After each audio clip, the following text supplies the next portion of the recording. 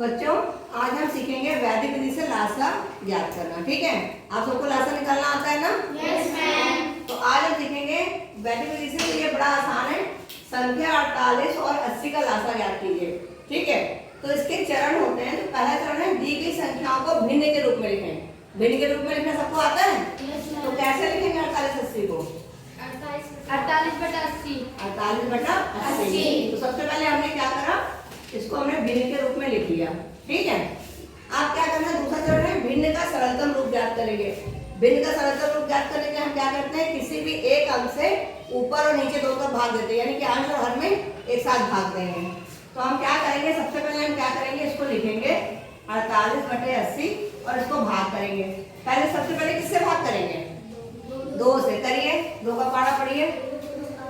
2 दूना 4 और 2 चौके 8, ये तो होगा। और यहाँ पे 2 चौके 8 और ये 0। तो जो आएगा उसको हम यहाँ लिख लेंगे 24/40। फिर से 2 से काटिए।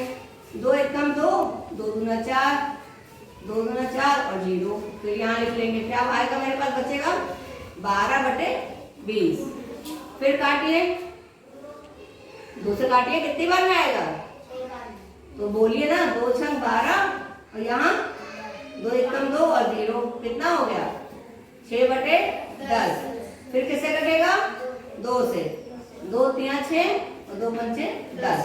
तो फाइनली हमारे पास क्या मिल गया 3/5। अब क्योंकि ये ऊपर और नीचे दोनों तरफ हमारे पास अभाज्य संख्या, ये कटेगी नहीं, तो इसको हम यहीं छोड़ देंगे। तीसरा चरण होगा कि ये 2 चरणों से जो प्राप्त हमको संख्या हुई है, इसको हम लिखेंगे 48/80 बराबर है 3/5 के। यही तो है। Yes ma'am. अब हमें क्या करना है, तिर्यक गुणा करना है। तिर्यक गुणा का मतलब होता है अंश का हर में और हर का अंश में गुणा करना। ठीक, आप गुणा कर दीजिए। 48 को 5 से गुणा कर दीजिए और 80 को 3 से गुणा कर दीजिए। चलिए, 5 का पारा 8 में पढ़ेंगे, कितना आएगा? 5 40। 40 का 0 हासिल आएगा 4 और 5 चौके 20, 20 और 4 24। तो ये आ गया 240। फिर 3 0 का 0 और 3 8 24।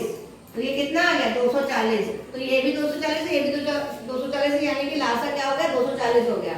और ये दोनों बराबर आ रहे हैं, इसका मतलब आपने सवाल सही किया है। तो लासा कितना हो गया 240।